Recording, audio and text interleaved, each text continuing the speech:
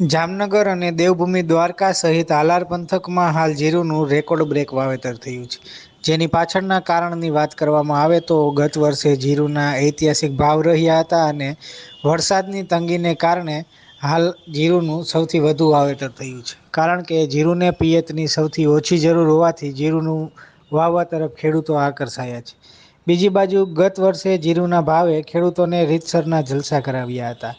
આથી સૌથી વધુ વાવેતર થયું છે અને જીરુને સૂકી જમીન સૌથી વધુ માફક આવતી હોવાથી જામનગર પંથકના મોટાભાગના ખેડૂતો જીરું વાવતા હોય છે.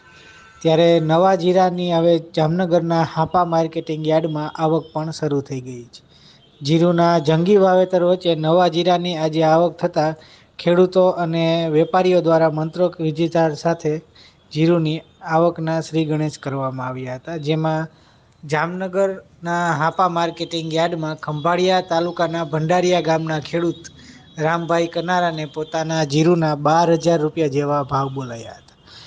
ખેડૂતને પોતાના જીરુના મણ દીઠ 12,000 રૂપિયા જેવા ભાવ મળતા ખેડૂતો ગેલમાં આવી ગયા હતા અને ખેડૂતોએ ખુશી વ્યક્ત કરી હતી. સાથે સાથે પ્રારંભના ભાવ આટલા રહેતા હવે આગામી સમયમાં પણ નવા જીરુના ભાવ સારા એવા રહે તેવું ખેડૂતો ખુશી વ્યક્ત કરી રહ્યા છે અને આશાવાદ પણ વ્યક્ત કરી રહ્યા છે.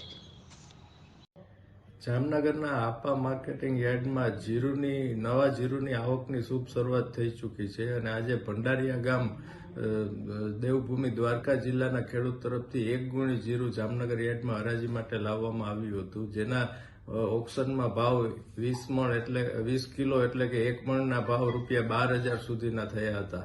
આ રીતે આજે 12,000 ભાવ છે તે બોણીનો ભાવ કહી શકાય. ખરેખર ભાવ આવનારા દિવસોમાં જ્યારે જીરુની આવક વધશે ત્યારે જે થાય તે જ સાચો ગણી શકાય. આ માત્ર શરૂઆતના બોણીના ભાવના સોદાના રૂપે 1 મણના 12,000 ભાવ જામનગર યાર્ડમાં જીરુના આજરોજ થયેલ છે.